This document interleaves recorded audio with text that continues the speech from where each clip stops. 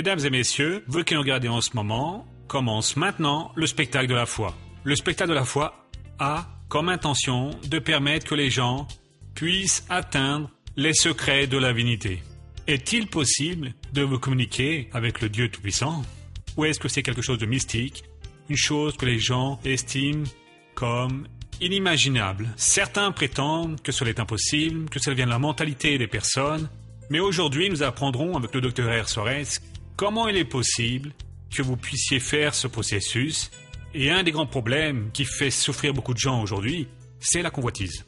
De ce monde actuel où les gens ont pour ambition d'avoir des biens matériels, de posséder des objets, d'accumuler de plus en plus de choses, les problèmes viennent aussi avec les volumes de tous ces biens d'ailleurs arrivent chez les gens. Et beaucoup de personnes ne comprennent pas pourquoi elles sont confrontées à tous ces problèmes.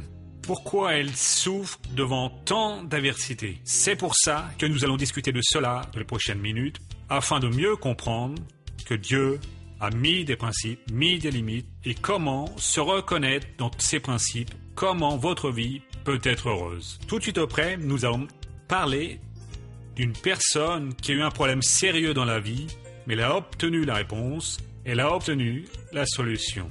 Ensuite, les gens dans la rue poseront des questions sur les sujets les plus divers, et nous reviendrons pour faire une prière pour votre vie. Et donc, le spectacle de la foi d'aujourd'hui est très spécial, c'est un moment que vous ne pouvez pas perdre. Ensuite, je vais revenir pour donner les conseils finaux, les renseignements pour vous qui souhaitez entrer en contact avec nous et pouvoir obtenir plus d'informations au sujet de notre travail, d'accord? Bien, alors maintenant, commence chez vous, le spectacle de la foi présenté par le Dr R. Soares. Et pour Jésus, faites de beaux applaudissements. Voyez mes amis, nous sommes dans l'étude d'un message que j'ai donné en janvier, que je n'ai pas terminé. Il se trouve dans Luc 9, 23. C'est ce que nous allons étudier aujourd'hui. Quand nous entrons en contact avec la parole de Dieu, nous devons être bien réveillés parce que c'est alors que Dieu parle. C'est là que Dieu répond. C'est dans la parole que Dieu nous exauce. Ainsi, ici dans la parole est sorti des propres lèvres du Seigneur Jésus. Et c'est le troisième culte que je parle de ça. Il a dit la chose suivante. Il disait à tous, si quelqu'un, c'est Luc 9, 23, si quelqu'un veut venir à ma suite, qu'il se renie lui-même, qu'il se charge chaque jour de sa croix et qu'il me suive. Ainsi Jésus nous dit ici la chose suivante. C'est pour tout le monde. Cela je l'ai déjà expliqué. C'est pour moi et pour vous. Ne vous excluez pas parce que nous sommes tous inclus. Cela est une parole à lui pour toute personne qui veut aller près de lui, qui désire le suivre, qui désire avoir du succès dans la vie. Et il a donc fait 3 révélations. La personne doit renoncer à elle-même. Ses rêves, ses projets doivent être mis de côté et il faut assumer ce que Dieu vous donne. La volonté du Seigneur.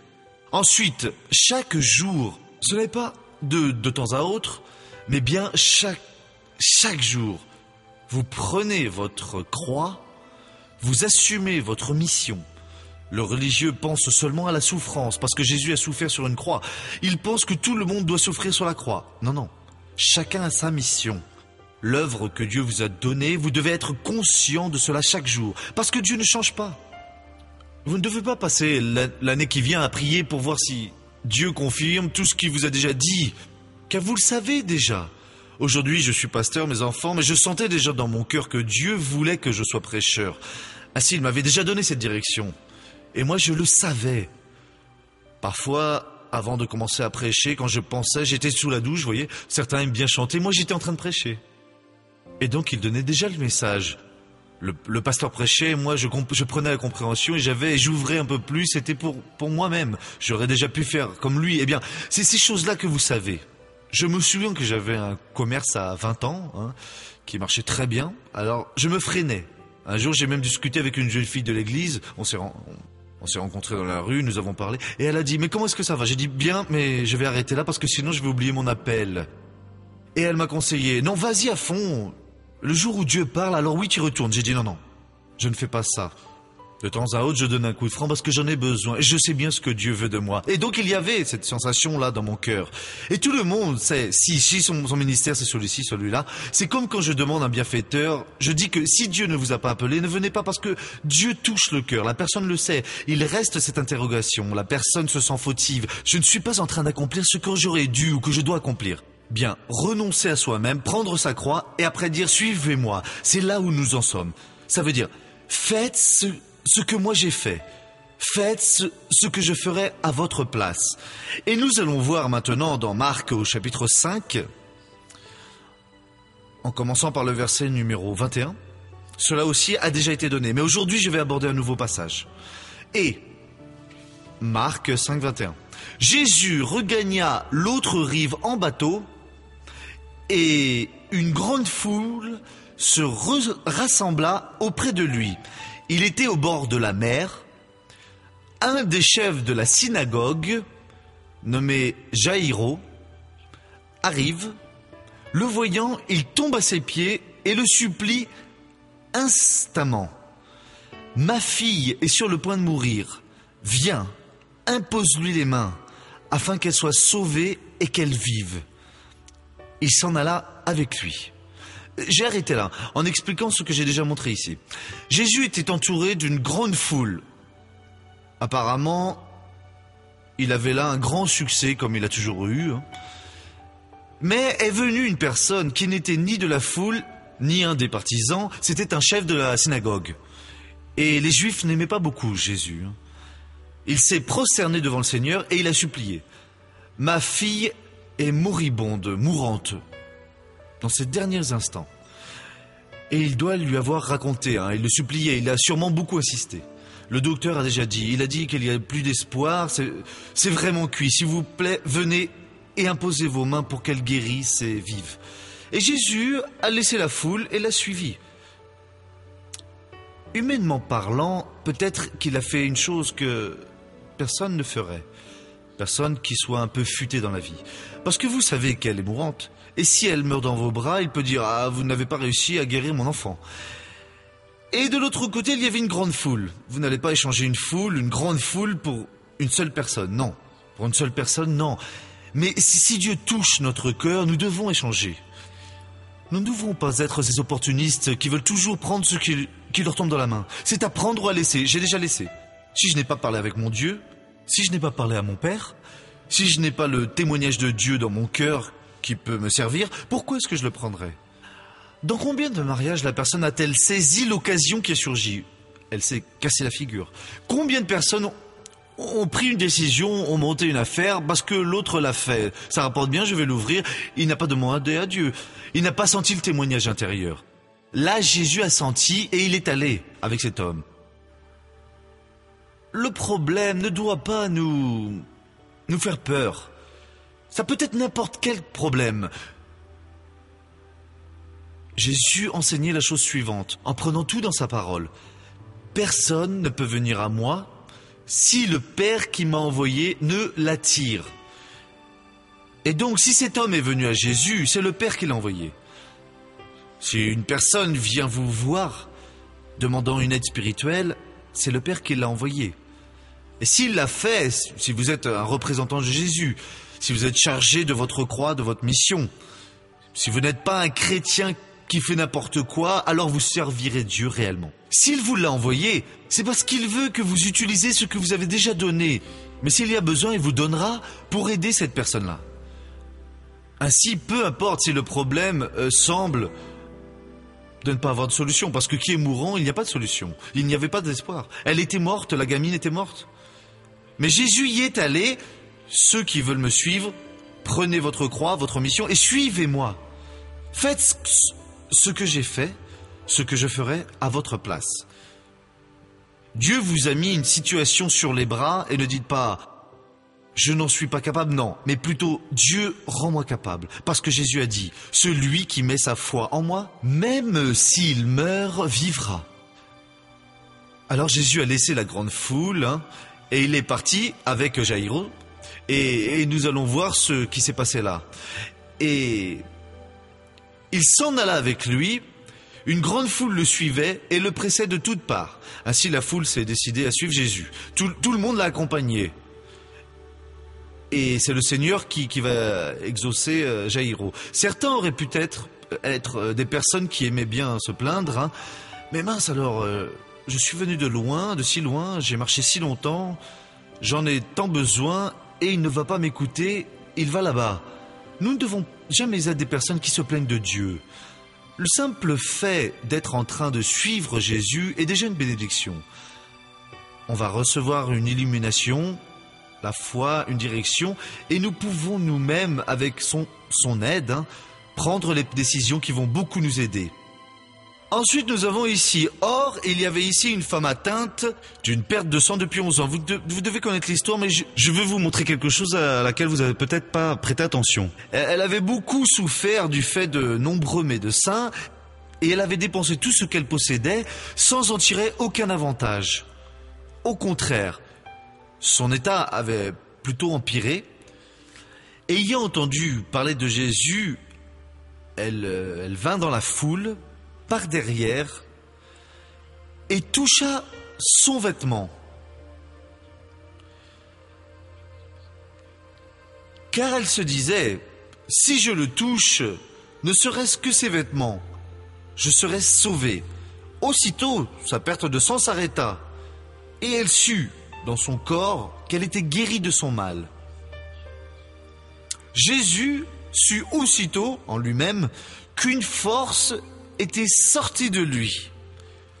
Il se retourna dans la foule et se mit à dire, « Qui m'a touché ? Qui a touché mes vêtements ? Eh bien, nous allons prendre cela. Jésus est en chemin pour où donc ? Pour exaucer une gamine qui est en train de mourir. » Dans une situation comme ça, vous y allez rapidement, parce que ce n'est pas une plaisanterie. Missionnaire, il faut que ce soit un secours urgent. N'importe quelle personne qui va porter secours, elle doit presser le pas. Mais nous qui sommes de Dieu, nous ne devons alors jamais nous presser, ni même arriver en retard. Nous devons toujours être en communion avec Dieu. Comment est-ce qu'on fait ça, missionnaire ? Cela, c'est quelque chose que je ne parviens pas à vous expliquer. Mais il faut absolument que vous ayez cette expérience.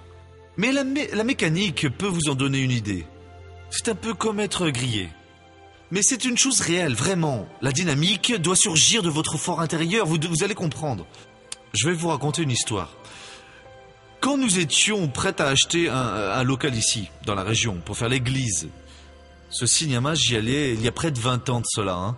J'ai fait une réunion avec les Américains.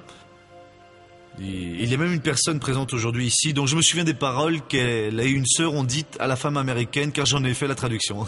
J'ai jamais oublié cette phrase qui a été dite. Et cette personne est même assise ici. Ainsi, nous recherchions un local. Et elles ont dit, missionnaire, il y a un endroit là-bas que vous devez voir. C'est idéal pour l'église. Alors elles ont fait la publicité pour moi. En bas, il y a un grand parc de stationnement. C'était un concessionnaire auto. Un jour, si vous passez dans le quartier, vous allez voir que c'est tout près d'une station essence. Cela, c'était... J'ai oublié le nom du concessionnaire. Un concessionnaire Ford, non ? Maintenant, j'ai oublié. Bon, ou Renault. Je pense que c'était cela. Alors, j'y suis allé. Et avec l'autorisation, nous sommes entrés dans le local. Mais quand j'y suis entré, mon cœur s'est fermé. Et quand le frère et le pasteur Jaïm m'ont demandé « On va le prendre ?» j'ai dit non. « Mais missionnaire, nous n'avons rien dans le coin ici. » Mais bien, on va rester sans rien. Sur le moment, vous pouvez rendre certaines personnes tristes. Mais malgré cela, j'ai dit non. Ça n'a pas touché mon cœur. Et nous avons continué dans notre petit local. Ensuite, s'est présenté cet endroit ici, que nous avons acheté moins cher que l'autre là-bas. Et si aujourd'hui vous y allez, missionnaire, il y a eu la main de Dieu dans tout cela. Il faut toujours vouloir la main de Dieu. Et donc, vous ne devez pas être apeuré. On a besoin, on le prend. Et après, on aurait perdu cet endroit-ci. Jusqu'à aujourd'hui, nous serions dans un espace restreint, et à côté d'une station d'essence, bien à côté, avec beaucoup de circulation, les voitures qui roulent à toute vitesse. Il y aurait pu y avoir des personnes renversées, car parfois elles ont des difficultés pour traverser la rue pour aller à l'église. Et Dieu nous a donné cet endroit qui est bien mieux, avec l'immeuble et tout. Et donc Jésus, dans notre cas, au lieu d'accélérer le pas, il marchait normalement, même en était pressé. Il gardait un rythme normal. La femme le touche, et elle est guérie, il s'arrête. Qui est-ce qui m'a touché ? Et il a attendu. Peut-être que Jaïro était là, nerveux, là. Ça veut dire que vous ne devez pas vous laisser entraîner par les circonstances. Si vous avez senti le le témoignage de Dieu. Et Jésus a dit, qui est-ce qui m'a touché? Qui m'a touché? Ça a pris du temps car les disciples eux-mêmes, c'est là dans le verset...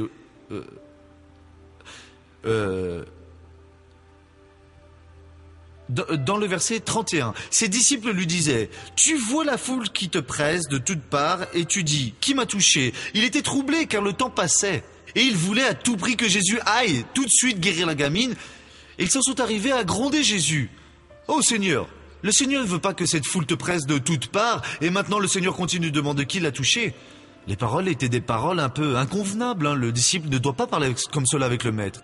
Mais ils ont parlé comme mal avec le maître. Et voyez le verset 32. Mais il regardait autour de lui pour voir celle qui avait fait cela. Il est clair qu'il savait qui est la personne, mais il restait à regarder autour de lui. Il posait ses yeux, il regardait une personne, il passait une autre, il passait une autre. Mais il ne va pas guérir la gamine. Mince alors, mais que fait-il donc? Le verset suivant. Sachant ce qui lui était arrivé, la femme tremblait de peur, vint se jeter à ses pieds et lui dit toute la vérité. Et là, ça a pris un certain temps. Parce qu'elle était malade, parce qu'elle l'avait touché, elle savait que la loi l'interdisait, que l'on ne pouvait pas, qu'une personne ayant une hémorragie ne pouvait pas toucher une personne saine. Et malgré ça, elle a eu la loi, elle a eu la foi. Jésus est resté longtemps, on ne sait pas vraiment combien de temps, mais ça a été un bout de temps considérable. Et au verset 34, mais il lui dit, ma fille, ta foi t'a sauvée, va en paix et sois guérie de ton mal. À ce moment-là, arrivent des employés de Jaïro et ils disent au maître, ta fille est morte, pourquoi importuner encore le maître? Mais Jésus, qui avait surpris ces paroles, dit au chef de la synagogue, n'aie pas peur, crois seulement.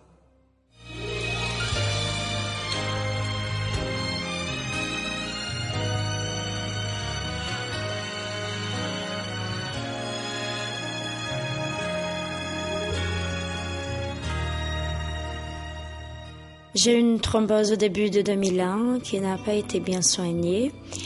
Et le temps est passé, je ne sentais rien à la jambe, mais ensuite, vers le mois de juin, elle a commencé à enfler, à me faire mal. Quand je restais trop longtemps au début, elle se mettait à enfler et à devenir dure. Et ça, c'est le symptôme d'une thrombose, vous voyez, quand elle devient dure. Ça a commencé à me préoccuper, je suis allée voir un spécialiste qui m'a dit que ça devait être ça. Mais il a fait un examen pour vérifier et là, il y avait des signes d'une thrombose à la jambe, aux veines, une thrombose ancienne, qui n'avait pas été canalisée comme il faut. Mais il a dit que le traitement était clinique. Alors, il m'a demandé de passer un autre examen, qui a montré à nouveau la même chose, sauf que là, j'ai ressenti un grand manque d'air. Et alors, il a pensé qu'il s'agissait d'une embolie pulmonaire, il m'a envoyé chez un pneumologue. L'embolie pulmonaire est une obstruction d'une artère qui conduit le sang jusqu'au poumon. La difficulté pour identifier cette maladie peut conduire le patient à une mort subite. Le pneumologue, le jour de la consultation, m'a retenu. Il ne m'a pas laissé partir parce que c'était très sérieux, j'ai du mal à respirer. Alors il m'a interné à cause de l'embolie pulmonaire, parce qu'il pensait que c'était ça, c'est ça.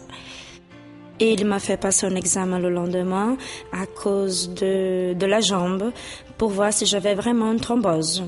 Mais cet examen montrait qu'il n'y avait rien.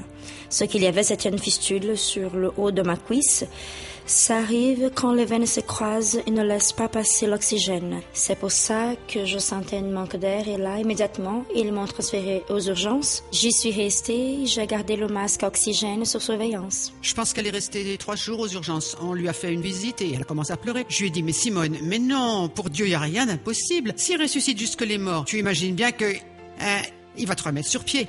Et le médecin m'a dit qu'il allait me changer de service pour faire la chirurgie, enlever cette fistule, faire circuler le sang comme il faut pour que se passe l'oxygène. Et là, cette même nuit, les pasteurs m'ont rendu visite, le pasteur Jules César et le pasteur Alphonse. Ils sont venus à deux, le pasteur Jules a fait la prière d'imposition de main et le pasteur Alphonse a posé ses mains sur mon front, il m'a mis l'huile et m'a fait la prière de la foi. Et puis ils sont partis, me laissant, et ils sont partis. Mais je ne pensais pas qu'il s'agissait d'un miracle aussi rapide, vous voyez, je suis restée en paix. Plus tard, parce qu'aux urgences, ils font les examens pendant la nuit, je pense qu'à 2-3 heures du matin, est venu le personnel de la radiologie. pour faire un nouvel examen de ma jambe, pour pouvoir me faire sortir de là, parce que là, ils ne le font pas.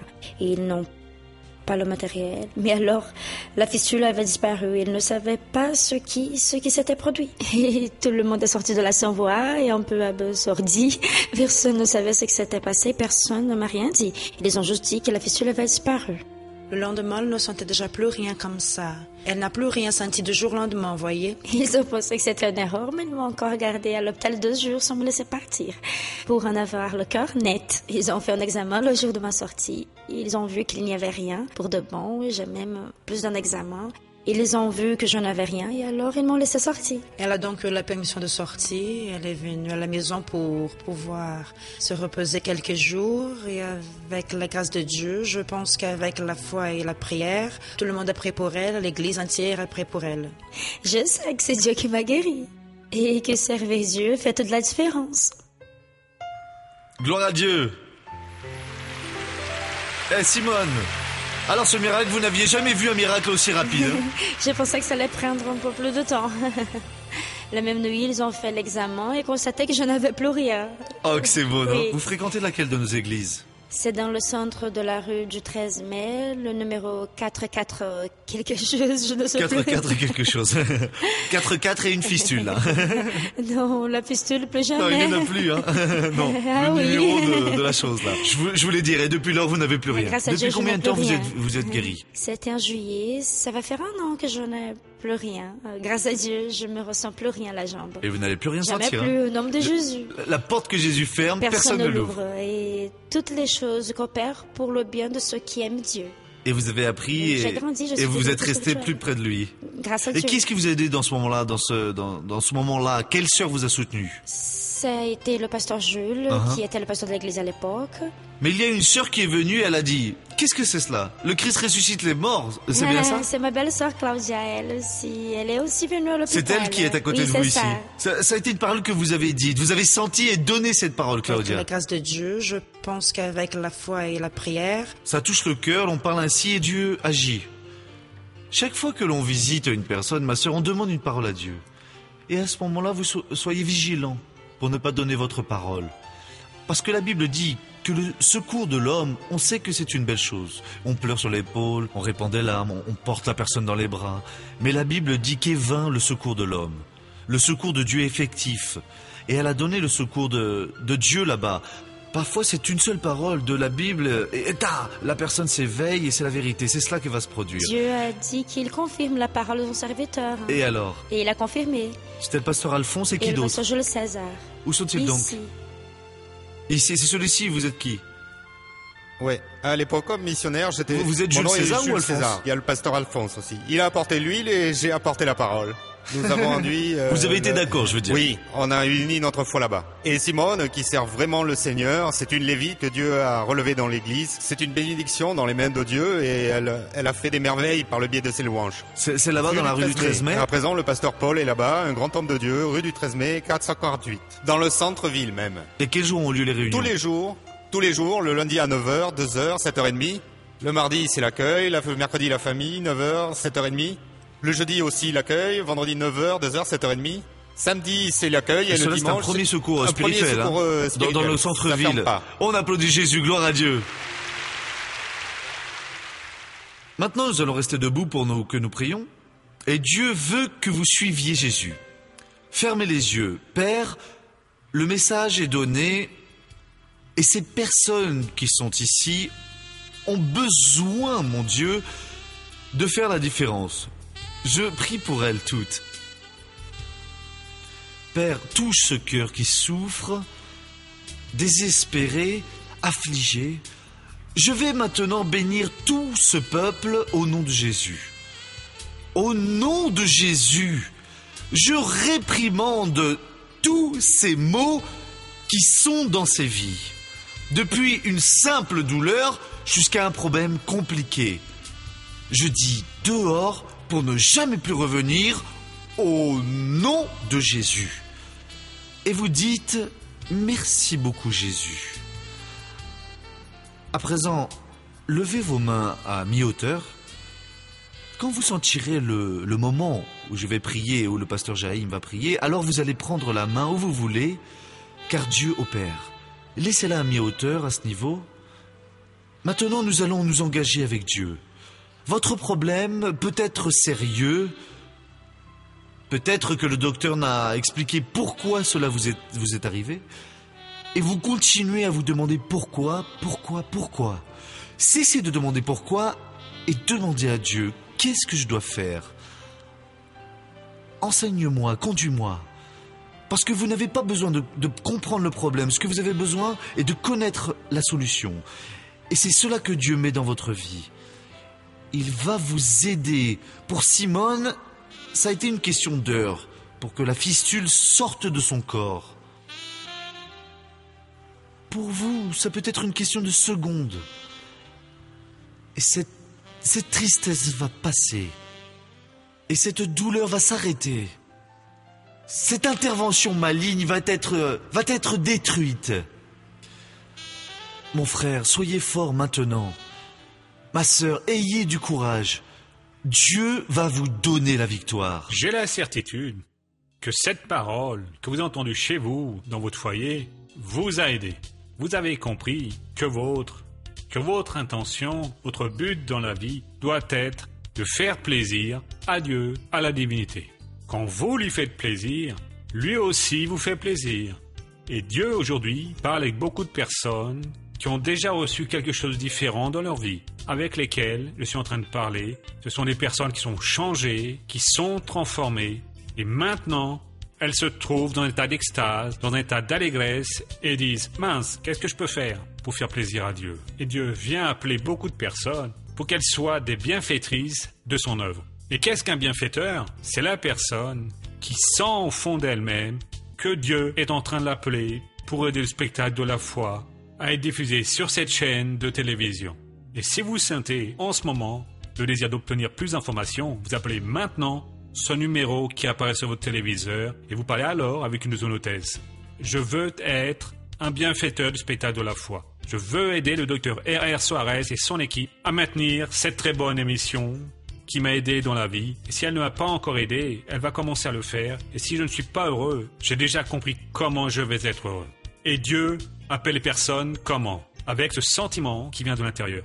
Avec la capacité, on ne sait d'où elle sortira, pour maintenir ce programme. Mais la vérité est la suivante. Si Dieu vous appelle, place ce sentiment en vous, il va ouvrir les portes pour que vous puissiez atteindre cet objectif. À nouveau, ceci au téléphone qui apparaît sur le téléviseur, pour que vous appeliez, obteniez plus d'informations. C'est d'accord ? Bien, nous revenons demain avec le spectacle de la foi, toujours à ce même horaire. Vous souhaitons à tous une excellente journée de paix. Salut et à demain.